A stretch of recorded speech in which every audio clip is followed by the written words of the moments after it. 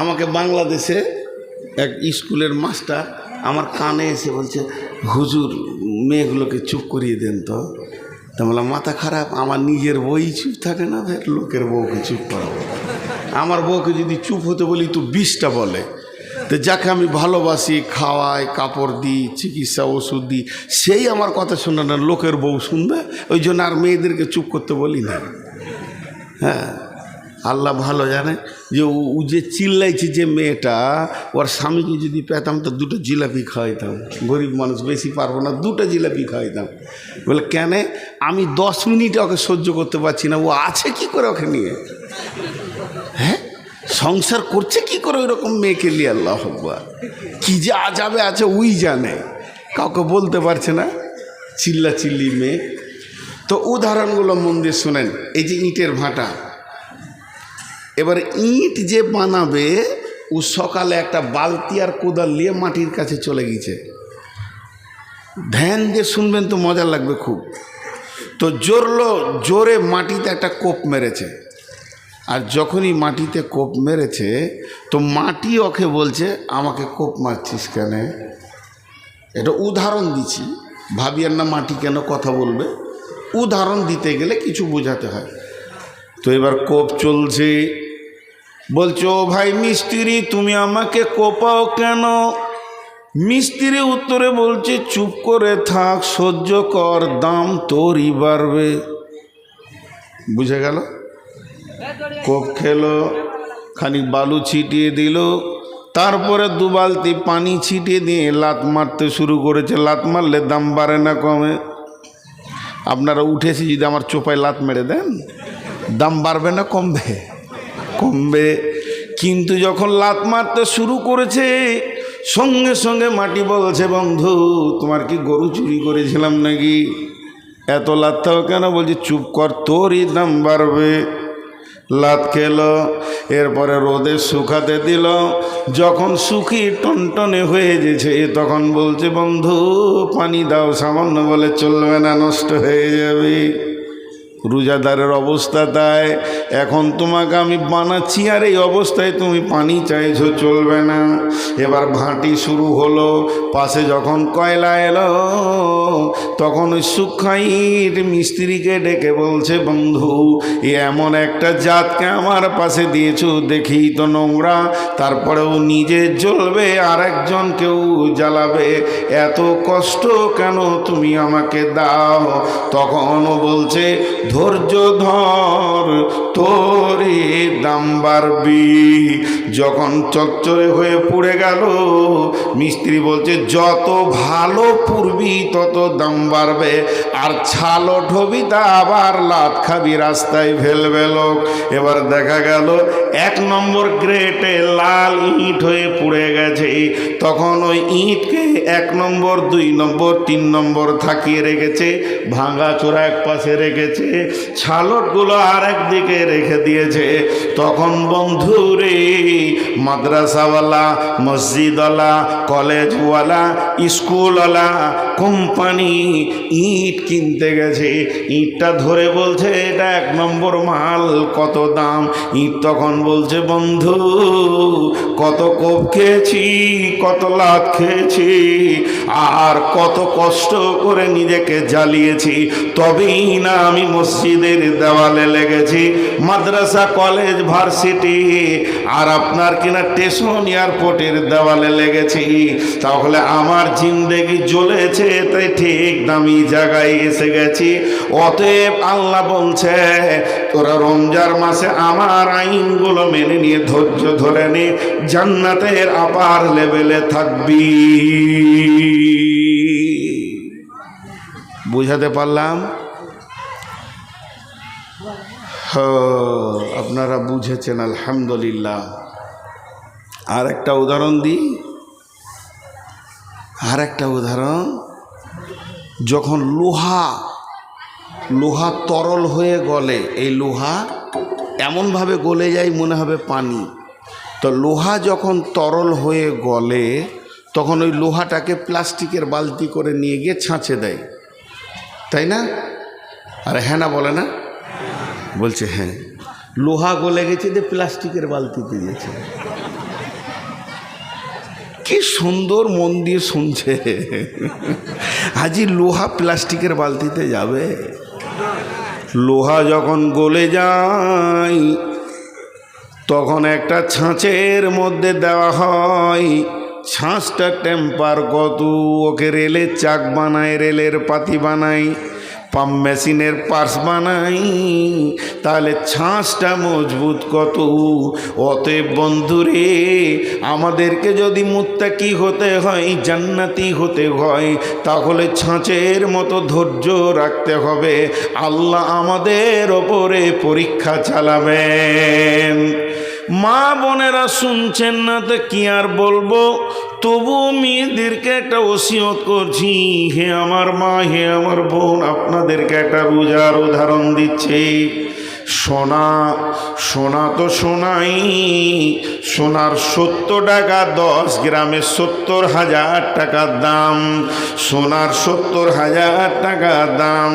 এখন যদি আমি 20 গ্রামের সোনা দিয়ে একটা গলার হার বানাই, আর গোটা হারটা অত্যন্ত সুন্দর বানিয়েছেন কারিগর, খালি হুঁকটা একটু বেঁকা, সামান্য হুঁকটা একটু বেঁকা হয়ে গেছে, বিবি বলবে জি ইচ্ছাই কি জিনিস বানিয়েছে, 1,40,000 টাকার মূল্য নাই, ধূপ ছাই বলে দেবে। ছি, দেখো তো মালটা হয়নি।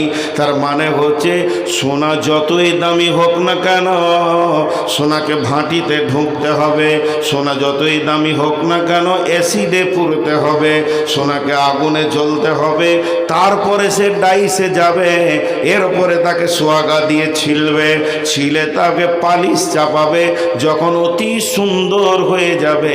এত দামি জিনিসটা এতগুলো মার খেলো, হাতুড়ি খেলো, ডাইস খেলো, আগুনে গেল, অ্যাসিডে গেল, সোয়াগাতে ছিল, যাদের কাছেও গেল তাদের মূল্য কিছু নাই।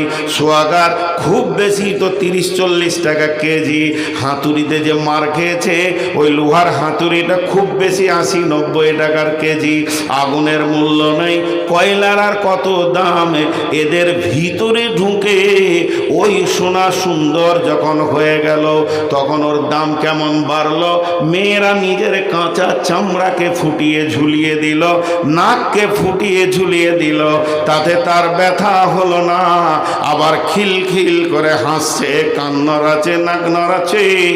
অতএব হে মুমিন, যখন রমজানের রোজাকে আমরা একগ্র চিত্রে মেনে নিতে পারবো, তো আমার রব আমাদেরকে এত সুন্দর বানাবেন যে আমরা জান্নাতের অলংকার হয়ে যাব। এর জন্য আল্লাহ বলেছেন লাআল্লাকুম তাত্তাকুন, আমি তোমাদেরকে রোজা রাখাচ্ছি এই জন্যে যাতে করে তোমরা মুত্তাকি বেনে যাবি।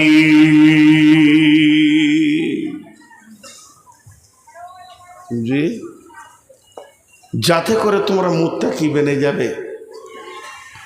লাআল্লাকুম তাত্তাকুন, যাতে করে তোমরা মুত্তাকি বেনে যাবে। তাহলে কত সুন্দর উদাহরণ দিলাম। এরপরে আল্লাহ কি বলছেন, বিসমিল্লাহির রহমানির রহিম,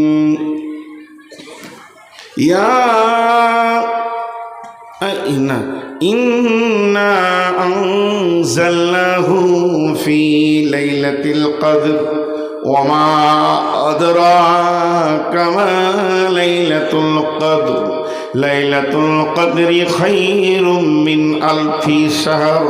আল্লাহ তাবারক ওয়া তাআলা বলছেন, এই রমজানের ভিতরে লাইলাতুল কদর বলে একটি জিনিস রয়েছে, সেটা কুড়ি রোজার পরে বিজরের ভিতরে খুঁজতে হবে। অনেক তাফসীর, অনেক মুফাসসির অনেক রকম কথা বলেছেন।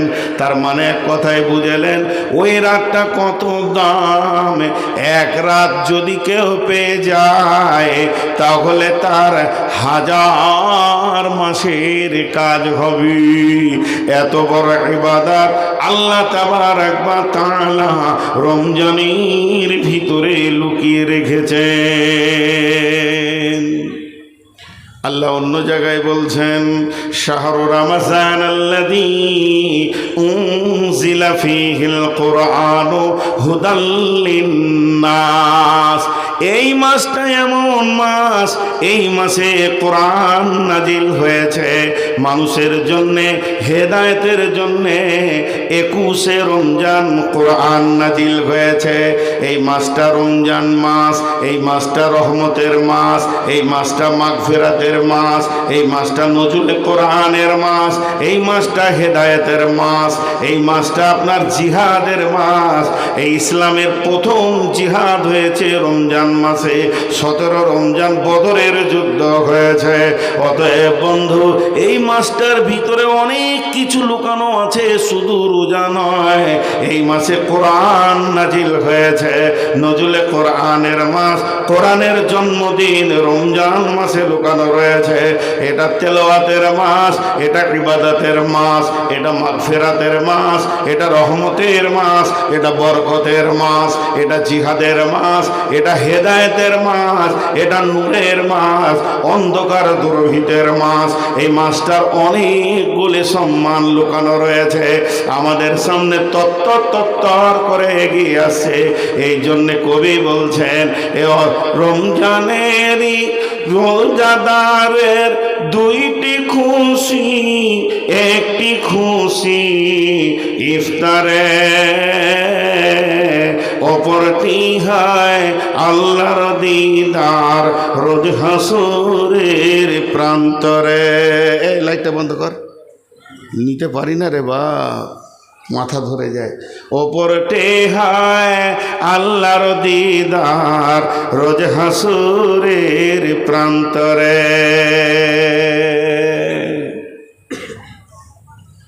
এই মাসটা এত দামি মাস, হায় আমরা অবহেলায় কেটে যাই।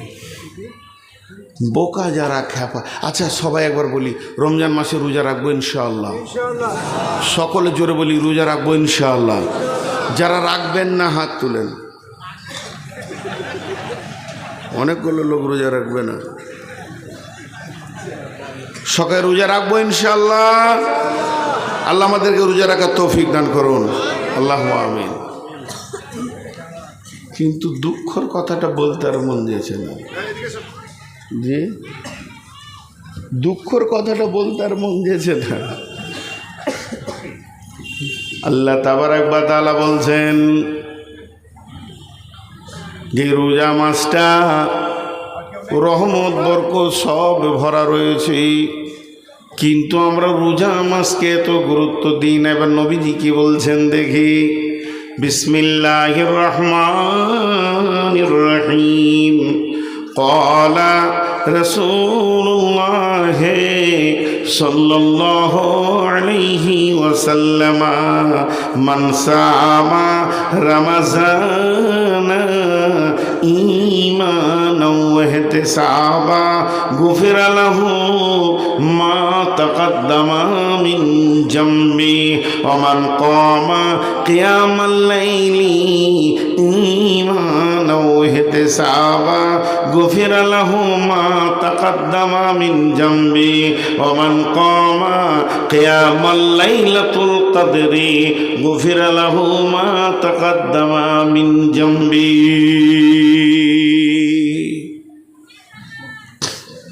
শুনি সব খুশি হয়ে যাবে। প্রথমেই আল্লাহ রসুল বলছেন, যে রমজান মাসে রোজা রাখবে ইমান ইহতিসাবের সঙ্গে, তার পূর্বের অনেক গুনাহ মাফ হয়ে যাবে।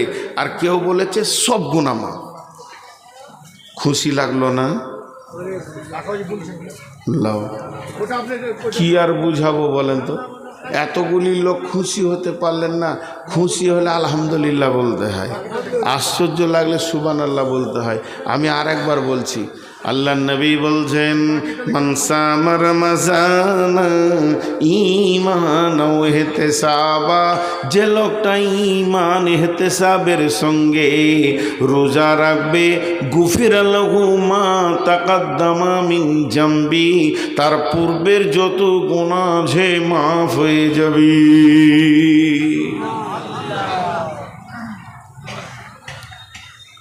ওমান কামা কিয়ামাল লাইলি কিয়ামাল লাইলি বলতে এখানে বলা হয়েছে মানে তারাবি, যে মানে প্রতিদিন পড়বে, বাদ যাবে না।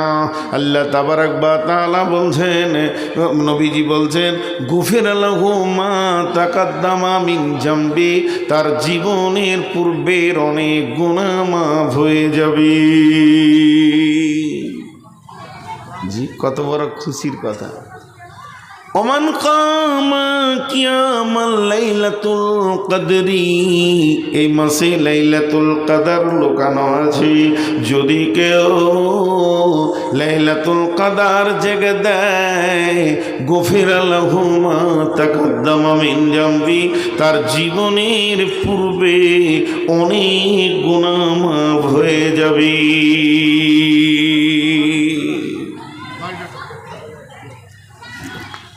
মাফ হয়ে যাবে। কত মজার ইবাদত আসছে একবারে।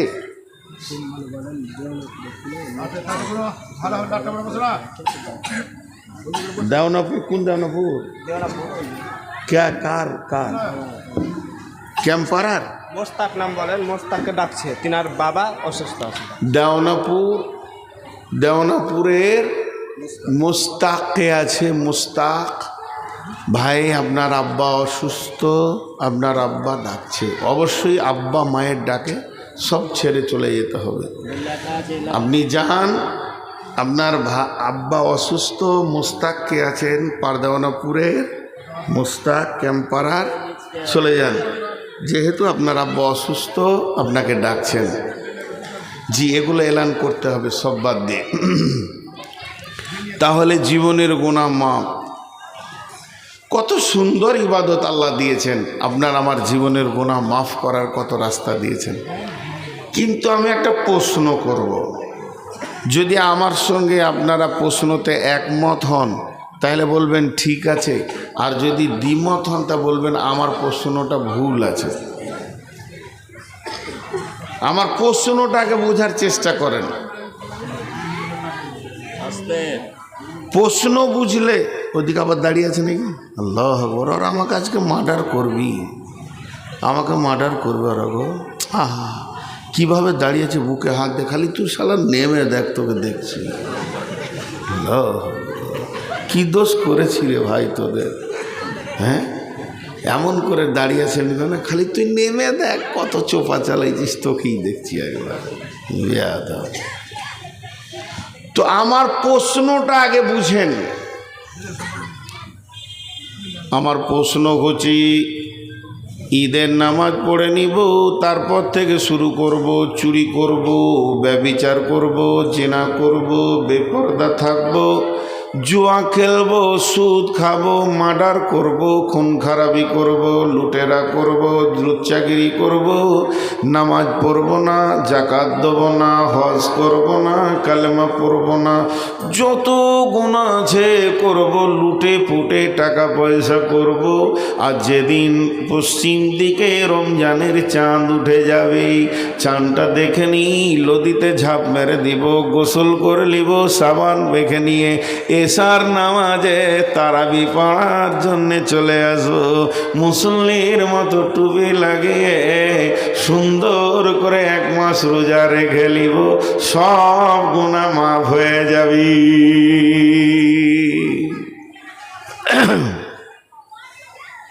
কথা বুঝাতে পেরেছি এবার?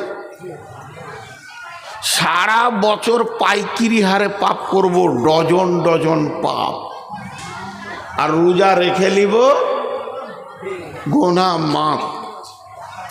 আর কেউ এখানে একটাও আলিম, সারা দুনিয়ার কোনো আলিম বলতে পারবে না যে হাদিসটা জাল বা জয়ীফ, যেহেতু নবীজি বলেছেন, সেই হাদিস বুখারী।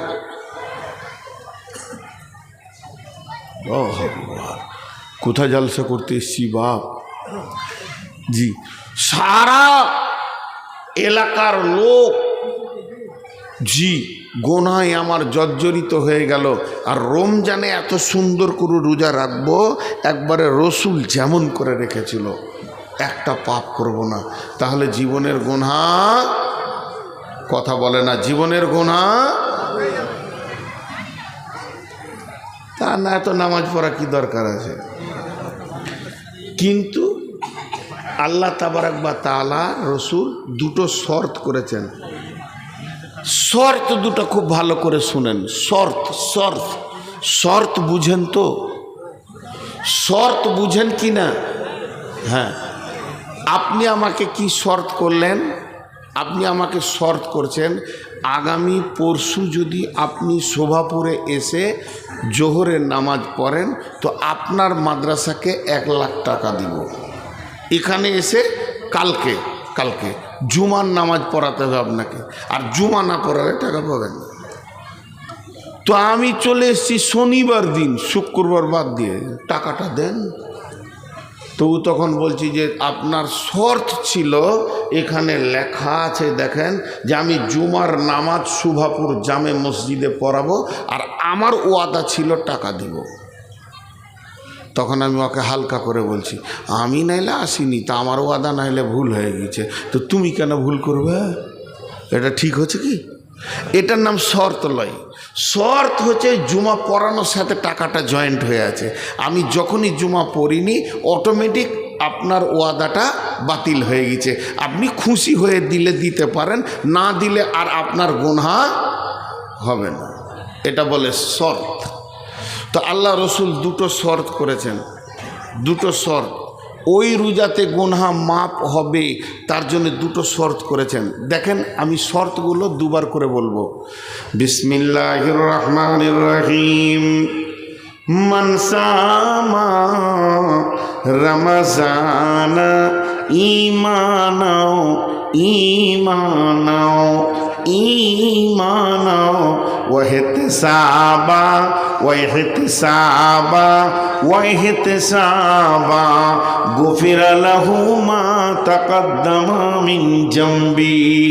যে লোকটা রোজা রাখবে ঈমানকে এহতেসাবকে সঙ্গে নিয়ে, ঈমান আর এহতেসাব এই দুটি জিনিসকে সঙ্গে নিয়ে রোজা রাখবে, আল্লাহর নবী বলছেন উম্মত তুমি নিশ্চিত হয়ে যাও, তোমার গুনাহ মাফ হয়ে যাবে। এটা কি বোতলের ভিতরে? এটা কি? কিন্তু আমি বলছি শরবত। যদি শরবত হয় এর সঙ্গে কি থাকতে হবে? চিনি যদি না থাকে, লেবু যদি না থাকে, তো ওটাকে কেউ শরবত বলবে? বলবে না। তো যে রোজাতে ওই দুটি জিনিস নাই, ঈমান আর এহতেসাব, ওটা রোজা লয়, ওটা উপোস। ঈমান আর এহতেসাব থাকতে হবে। এবার ঈমানটা কেমন? ঈমানটা কেমন? ঈমানটা কেমন? রোজা রাখছি আমার গুনাহ মাফ হবে। আমি রোজা রাখছি আমার গুনাহ মাফ, কথা বলে না? হবে না, হবেই। এর নাম ঈমান। হাদিসের মধ্যে আছে বান্দা যেমন আল্লাহর প্রতি ধারণা রাখবে, বান্দা যেমন আল্লাহর প্রতি ধারণা রাখবে, আল্লাহ বান্দার সঙ্গে ওই রকম ব্যবহার করবেন। অতএব বন্ধুরে, আপনার আমার ঈমান যদি 100% থাকে, তাহলে আপনার আমার রব আপনার আমার জীবনের গুনাহকে মাফ করবেনই করবে।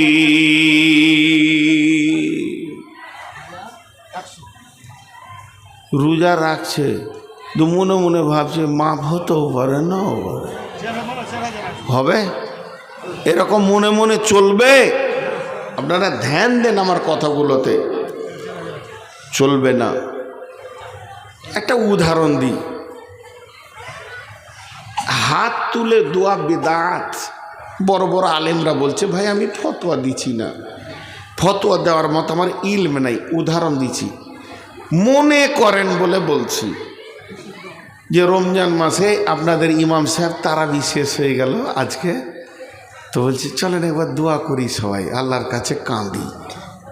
21 রোজা চলছে, তো ইমাম সাহেব দোয়া করছে, এই আল্লাহ তুমি আমাদেরকে মাফ করে দাও, গুনাহ করেছি মাফ করে দাও। ঈদগাহের ময়দানে হাত তুলে দোয়া করছি, মাবুদ তুমি আমাদেরকে ক্ষমা করে দাও, মাফ করে দাও। জেনা করেছি মাফ করে দাও, চুরি করেছি মাফ করে দাও। মাবুদ কত মিথ্যা কথা বলেছি, তুমি আমাদেরকে মাফ করে দাও। অঝোর নইলে ইমাম কাঁদছেন, মুক্তাদিদের ভিতরে মুয়াজ্জিন টুকরে টুকরে কাঁদছেন, বলছে আল্লাহ বেশাক পাপগুলো করেছি মাফ করে দাও। এরই ভিতরে হাজি সাহেব কাঁদছেন, গাজী সাহেব কাঁদছেন, গায়ের মাস্টার সেও বলছে মাবুদ বেশাক অনেক গুনাহ করেছি, তোমার নবী বলেছেন রোজাতে গুনাহ মাফ হবে, এই আল্লাহ তুমি মাফ করে দাও, এই মাফ করে দাও। অঝোর নয়নে সবাই কাঁদছে, এরই ভিতরে আমার মতো এক বেঈমান বসে আছে, খালি অলসতার সঙ্গে বলছে আমিন আমিন আমিন, অলসতার সঙ্গে বলছে, আর মনের ভিতরে বলছে মাফ হতেও পারে না পারে। আল্লাহ বলছে এটা চলবে না, বিশ্ব নবী বলছে চলবে না। তুমি যেদিন রোজা রাখতে শুরু করবে তুমি নিয়ত করে নাও আমার রব আমাকে মাফ করবেই করবে। হযরত ওমর বলছেন আসমান থেকে যদি এলান হয় সারা পৃথিবীর মানুষ জান্নাত চলে যাবে, একজন জাহান্নামে যাবে, তাহলে আমি ওমর সেই জাহান্নামীটা। কারণ কোরআন বলছেন ইন্না বাতশা রাব্বিকা লাশাদীদ, আল্লাহর পাকার বড় মজবুত। আবার কোরআন বলছে, হযরত ওমর বলছে আসমান থেকে যদি এলান হয় সারা বিশ্ব জাহান্নামে চলে যাবে, একজন জান্নাতে যাবে, তাহলে আমিও তখনও বলবো আমি সেই ওমর জান্নাতি। কেন? আমার আল্লাহ বলেছেন লা তাকনাতু মির রাহমাতিল্লাহি, হে ওমর, হে আল্লাহ বলছে হে আমার গোলাম আমার রহমত থেকে নিজেকে বঞ্চিত করিও না। তার মানে হচ্ছে আমার রব এত বড় মাফ করনে ওয়ালা, একটা লোক পাপ করতে করতে যদি আসমান জমিনকে ভরে দেয়, জায়গা না থাকে, পাহাড় পাহাড় পরিমাণ পাপ করে, তারপরেও যদি চোখের পানিতে রবের কাছে মাফ চায় তাহলে আল্লাহ তাকে মাফ করে দেবেন। অতএব বন্ধু এটা একটা খেয়াল করতে হবে যে যেদিন আমি রোজা রাখছি ওই দিনে আমার দিল মন আল্লাহর প্রতি এতটাই বিশ্বাস থাকবে আমার গুনাহ মাফ হবে। এর নাম হলো ঈমান,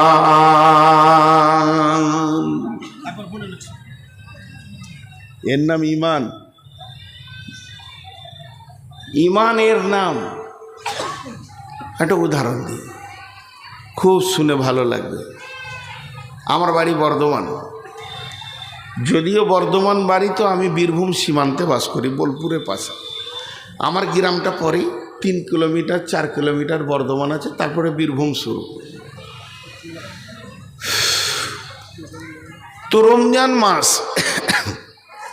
আমার বিয়ে হয়েছে বীরভূম জেলায়। তো হঠাৎ বোলপুরে যখন পৌঁছাইছি তখন আসরের নামাজ পড়ছি, খেয়াল করে শুনেন উদাহরণটা। আমার শ্বশুরের 6টা বেটা 2টা বেটি, বড়টা আমার কাছে, ছোটটা আর একজনের কাছে, আর 6টা বেটার বিয়ে হয়েছে, 6টা বউ বাড়িতে আছে। ঠিক ইফতার হতে আর মাত্র ওই 10-15 মিনিট, ইফতার হতে, খাবার শুরু হবে 10-15 মিনিট। হঠাৎ আমি গাড়ি নিয়ে ঢুকে গেছি, 2জন আলিমকে নিয়ে, মৌলানা মুজাম্মেল ভাই আছেন, আমি আছি, আরও বড় বড় 2জন আলিম মাদানি নিয়ে। আচ্ছা, চাষি ঘর, সাদা বাটা খাবার প্রতিদিন হয়, মেহমান আসলে না হলে একটা ব্যবস্থা হয়। আর রমজান মাসের যদি 15-20 মিনিট আগে শ্বশুর ঘর ঢোকা যায় বড় বড় মানুষ নিয়ে, তো ওরা পেরেশানিতে পড়ে গেল। যেহেতু না আনি করতে বলছি কয়ু দরকার আছে দেখে যান, খুব ধ্যান দিয়ে শুনেন। এই জায়গাটা ধ্যান দিয়ে না শুনলে ইমানের এটা খুঁজে পাবেন না। এবার আমি যখনই গাড়ি নিয়ে ঢুকেছি তা আমার শ্বশুর দেখে চমকে উঠলো, আরে সুবহানাল্লাহ, জামাইয়ের সাথে 4খানা বড় বড় মেহমান। তো 6টা ছালা 6 দিকে দৌড় মারলো। কেউ গেল মাছ আনতে, কেউ গেল মুরগি আনতে, কেউ গেল তেলে ভাজা আনতে, কেউ গেল মিষ্টি আনতে, কেউ গেল আর কিছু আনতে, ফল ফ্রুট আনতে। আর বহুরা সব দাঁতন করছিল, উজু করব, ইফতার করবো, মুড়ি টুড়ি চিড়ে যা আছে খেয়ে নিব। আর তলায় কেউ বটি নিয়ে বসলো, কেউ আলু রেসতে বসলো, কেউ পেঁয়াজ ছিলতে বসলো, কেউ রসুন কুচলাইছে। আমার শাশুড়ি বুড়ি মানুষ, সেও কষ্ট করে হাঁড়িটা নিজে গ্যাস জ্বালাতে গিয়েছে। একটা ঘর শান্ত ছিল, একটা ঘর শান্ত ছিল, একটা ঘর শান্ত ছিল।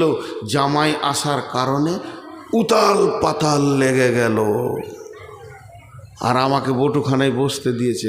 আমি আর মোজাম্মেল ভাইকে নিয়ে বসে গল্প করছি যে দালালের পাল্লায় পরে বিয়ে হয়েছে, খেতে দিতেও পারে নাও পারে সারা। আচ্ছা, এটা যদি আমার শ্বশুর শুনতে পায়, কলজেটা কেমন জ্বলবে বলেন তো? হ্যাঁ, আর একবার হ্যাঁ না বলেন। বন্ধুরা আমার, আসমান যখন পৃথিবীর বুকে রোজা ঢুকে যায়, আসমান জগৎ তোলপাড় হয়ে যায়। ওরে জাহান্নামের দরজা বন্ধ কর, ওরে শয়তানকে বেঁধে দে, দরজা রহমত মাগফিরাতের দরজাকে খুলে দে, আল্লাহর সামনে দফতরগুলো এনে দে। আমার গোলামেরা রোজা রাখবে আর আমি তাদের গুনাহগুলোকে মাফ করব।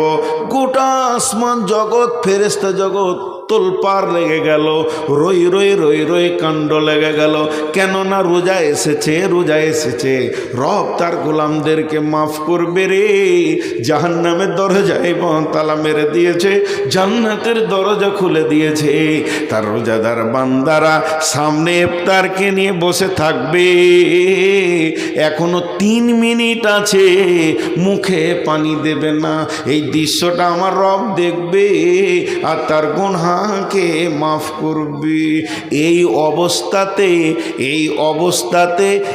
অবস্থাতে যদি কোনো গোলাম মনে মনে নিয়ত করে আমার গুনাহ মাফ নাও হতে পারে, তাহলে আমার রব যখন ওর দিলটা দেখবে, তাহলে আমার রবের দিলে কত আঘাত হবে। ও গুনাহগার গোলামের, তোরই গুনাহ মাফের জন্যই তো আমি মাছটা তৈরি করেছি। আর তোর ভিতরে এত নোংরা কথাটা এলো কি করে? এর জন্য বিশ্বনবী বলছেন, তুমি রোজা রাখবে, রাখো, ঈমানের সঙ্গে রাখো। বুঝাতে পারলাম? সকলে জোরে বলেন, পারলাম। এবার এহতেসাব বা মানা ইখতিলাস। তোর মনকে জিজ্ঞেস কর, কেন রোজা রাখছিস? তোর মনকে জিজ্ঞেস কর, তুই কেন রোজা রাখছিস? জি ভাই, তোর মনকে তুই নিজে জিজ্ঞেস কর। এমনি করে মনকে তুই কেন রোজা রাখছিস? এহতেসাব করতে হবে। একটা কথা বলি আপনাদেরকে, টিউ দেখেছেন সাইকেলের? টিউ, ওই টিউ একটা নজেল আছে, ওইখানে সিরিঞ্চি পাম্পারটা লাগিয়েছে, দিয়ে পাম্প করছে, ফস ফস ফস ফস। ক্লান্ত হয়ে বসে গেল, ফের উঠে লেগেছে, ফস ফস বসে গেল, ফের উঠে লেগেছে। এইভাবেও চালিয়ে যাচ্ছে, পাম হয় না। 1.5 ঘন্টা চালিয়েছে, পাম হয় না। একটু বন্ধ রাখি নাকি তোমার জন্যে? একটু ফোনে কথা চলছে, আপনারা একটু সবর করে নেন। লাও, বলে লাও। কত খেয়াল আমাকে রাখতে হয়। তো আপনারা আমার দিকে ধ্যান দেন। 1.5-2 ঘন্টা একটা টিউব পাম্প হবে না? পাম্প হয় না। এখন এক মুরব্বী ওদিকে পার হয়ে যাচ্ছে, বলছে, দাদু বলে কি রে, পাম্প যে হয় না, নতুন টিউব গো, এক্ষুনি দোকান থেকে আনলাম। তো ও তখন ওর দাদু লাঠি করে এমনি করে টিউবটা লাটতে লাটতে বলছে, তোর টিউব যে কাটা রে, 1 ইঞ্চি কাটা, নতুন টিউব, এদিকে তাকান, 1 ইঞ্চি কাটা, বেশি নয়। তোকে বলছে তোর টিউব যে কাটা। ও তখন হালকা করে মুচকিয়েছে, বলছে আমি কেটেছি। কথা বুঝতে পেরেছেন? ও নিজে কেটে এবার পাম্প করতে শুরু করেছে। আপনারা বলেন পাম্প হবে? সকলে জোরে বলেন হবে। 5 ঘন্টায় হবে, 5 দিনে হবে। সূরা ইয়াসিন পরে পাম্প করলে হবে কি? আইতাল কুরসি পরে পাম্প করলে হবে না। তার কারণ সারা জীবন যদি চালিয়ে যায়, কাটা টিউব পাম্প হবে না। নিজে কেটে পাম্প করতে লেগেছে, এর মতো বড় বৈজ্ঞানিক আর পৃথিবীতে নাই। আল্লাহ তাবারাক ওয়া তাআলার রসুল বলছে এহতেসাব মানে ইখতিলাস, তার মানে হচ্ছে কিছু লোক আছে, আপনাদের এলাকায় আছে কিনা জানি না, এরা কাটা টিউবে পাম্প করে। কিছু লোক আছে তারা রমজান মাসের চাঁদ যেই উঠে যাবে, গোসল করে মসজিদ ঢুকে যাবে, যেদিন ঈদ হয়ে যাবে মসজিদ থেকে পালিয়ে যাবে। তার কারণ ও খালি প্রতিদিন গুনছে, আর 25টা রোজা, আর 20টা রোজা, আর 10টা রোজা, 25টা হলো 5টা রোজা, 28টা হলো আর 2টা রোজা। যখনই 30-এ চাঁদ উঠে গেল, বীর করে মসজিদকে বলছে, মসজিদ রে অনেক আসা যাওয়া করলাম, মাফ করে দিস, বেঁচে থাকলে সামনে বছর দেখব, সময় পেলে জুমাতে দেখব, এখন চললাম। ঈদগাহে গিয়ে দুপুদুবি করে নামাজ পড়ে নিল। আল্লাহ তাবারাক ওয়া তাআলার নবী বলছেন, তুই যে ঈদের পরের দিনে মসজিদ থেকে পালাবি এটা আল্লাহ ভালো করে জানে। অতএব তুই যে মালটা পালানো মাল, ভাগোড়া মাল, তুই ঢুকেছিস পাম মারতে, আর ওইদিকে 30 রোজার পরে টিউব কেটে রেখে দিয়েছিস। তোর মতো বেঈমান যদি 70 বছর রোজা রাখে, একটাও কবুল হবে না। এই মাল আপনাদের এলাকায় আছে?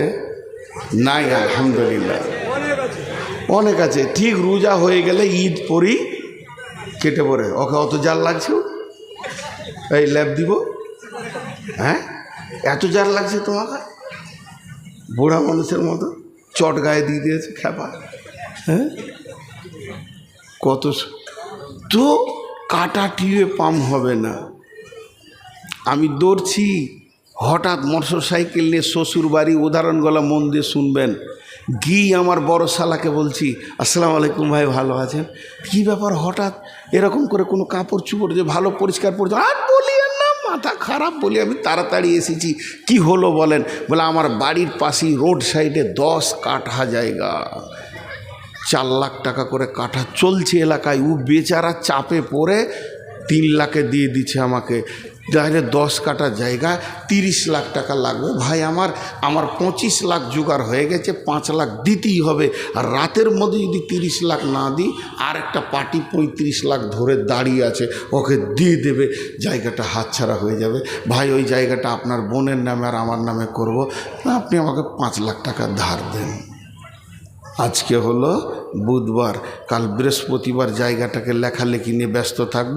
শুক্রবার জুমার দিন কোথাও যাব না। শনিবার রবিবার বাদ দিয়ে সোমবার দিন আপনি ঘরে না থাকলেও আমি টাকা এনে ভাবির হাতে দিয়ে চলে যাব। আমার টাকা ব্যাংকে আছে, রাতে তোলা সম্ভব নয়। শালা তো মনে মনে ভাবছে যে জাগা 5 কাটা যদি ওর হয়তো 5 কাটা আমার বোনের তো হচ্ছে, তো আমার বোনের তো একটু মজবুত হচ্ছে। ক্যাশ ঘরে ছিল, 5 লাখ দিয়ে দিলে, আর আমি খালি ঘন ঘন বলছি সোমবার দিবই, সোমবার কোথায় যাবো না দিয়ে দিব। ওটা মুখে বলছি এখানে, আর ভিতরে বলছি টাকা দিয়ে দেখ রে শালা, কত সোম যাবে তোর, সোম যেতে যেতে তুই কবরে চলে যাবি। তোর বোন আছে আমার কাছে, এটা হচ্ছে কোথায় বুকের কথা। ও আমাকে টাকা দিল কেন, আমার এইখানটা বুঝতে পারলো না। মানুষ বুঝতে পারবে? পারলো না, টাকা দিয়ে দিল। কিন্তু একবার আপনি বলেন, ও বুঝতে পারলো না, তা আমি যে রোজার পর থেকে পালাবো, আল্লাহকে বলছি খালি গোনাটা মাফ করে দে, তারপরে কেটে পড়বো, আল্লাহ কি জানে না? যারা বলেন, গাঁওয়ালা বলছে মুসাল্লি এলো, মুসাল্লি গেল, ইমাম বলছে মুসাল্লি এলো, মুসাল্লি গেল, মাস্টার বলছে মুসাল্লি এলো, মুসাল্লি গেল, সবাই বলছে মুসাল্লি এলো গেল, আর আমার রব আসমান থেকে বলছে চিটিং বাজেলো, আর মসজিদ থেকে চিটারি করে চলে গেল। এর জন্য নবীজি বলছেন, তুমি দুইটি জিনিসকে ঠিক করো। এক নম্বরে তুমি ঈমানকে ঠিক করো, যে আমি রোজা রাখছি, আমার গুনাহ মাফ হবে। আর দুই নম্বরে তুমি ঠিক করো ইহতিসাব, যে আল্লাহ আমি যে পাপ করেছি তুমি মাফ করে দাও, আমার জীবদ্দশায় আমার জ্ঞান বশত দ্বিতীয়বার আর আমার দ্বারা এই পাপ হবে না।